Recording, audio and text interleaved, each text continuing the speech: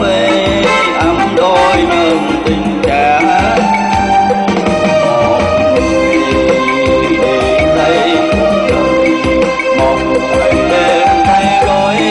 Chia ly có gì vui, trời mưa nghe ra buốt con tim, xoan vào khí đèn vào từng giọt xa muôn gửi về em đêm vắng gửi buồn đơn nỗi buồn trái nơi chia.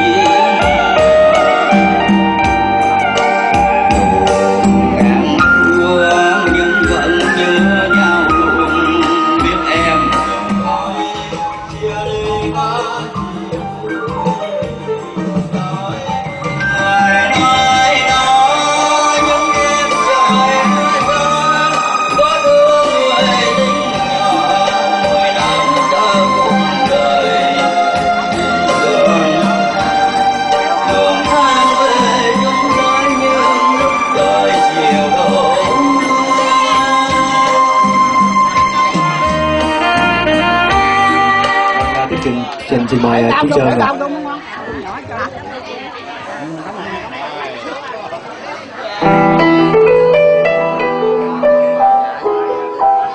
Tôi hát bài ca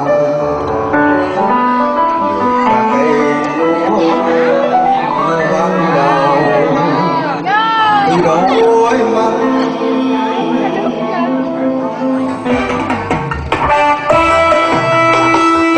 từ bàn tay xưa cái chồng rõ vân chân lồi từ sau mỗi trời mưa vân và đôi tay xưa kéo tay tay châu. Lúc đó chú rể vậy nè. Từ ngày hôm qua được chùa thông lúa chớp hù cổ quay quả đón đón người muốn ra và đôi tay xưa kéo tay tay châu. Mà nơi đi tới những ngày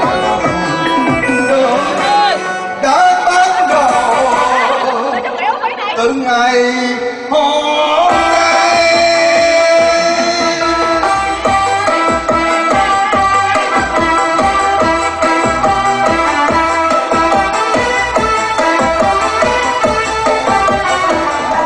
Chừng có ngày đó xa đoàn chúng con xin quý ước giữ hay lá bao và quân chiến đấu xa mẹ ơi hãy yên dù bao gian đau ngày đó từ sớm ngày nơi đó xa người lính qua trăm suối nghịch đèo lắc nghe tiếng của mẹ nghe tiếng nước con ngày ai gọi lời ai mẹ ơi con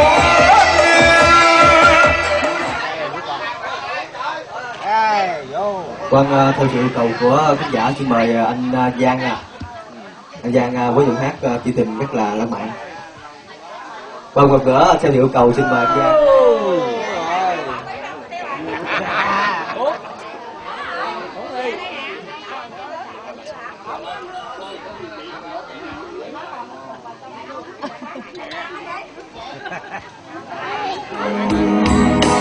hãy về gần lại điều hiu ngoài trời trắng tỏ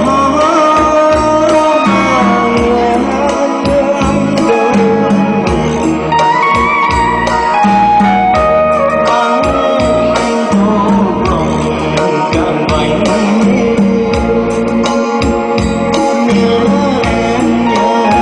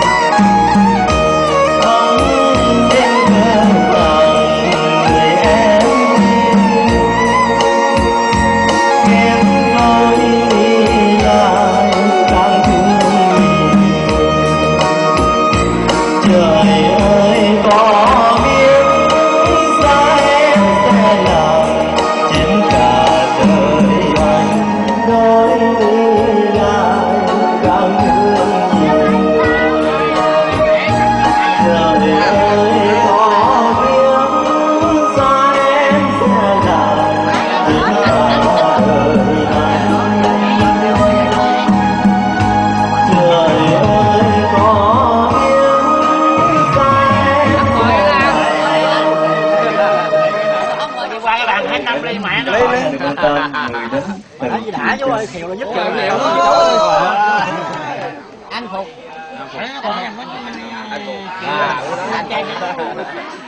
có mừng lưng chứ mà Kiều là giúp sáu bảy tám Hồi nãy mà giới thiệu anh bò chưa anh bò.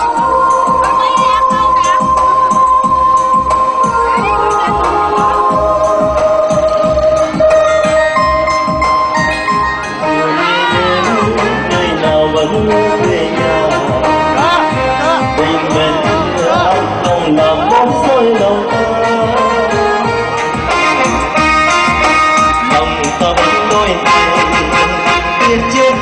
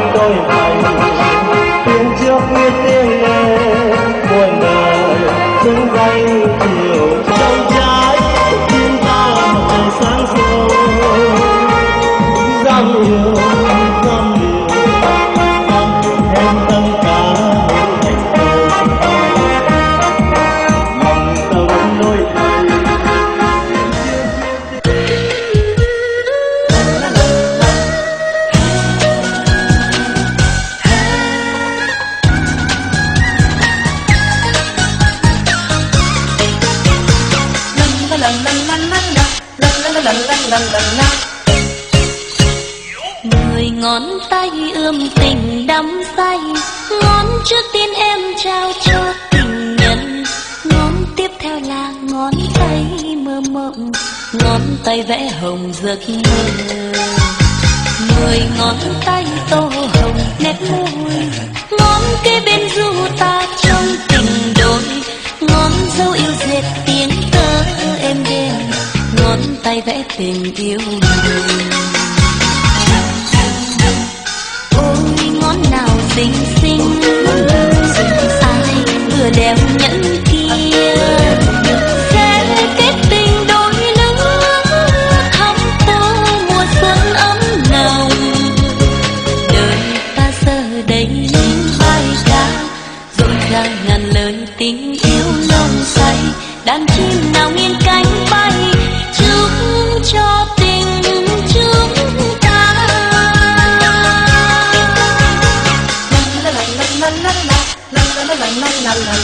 Từng ngón tay đan vào ngón tay, những ngón tay yêu thương không rời xa, những ngón tay dệt giấc mơ cho đời, ngón tay vẽ trời tươi hồng.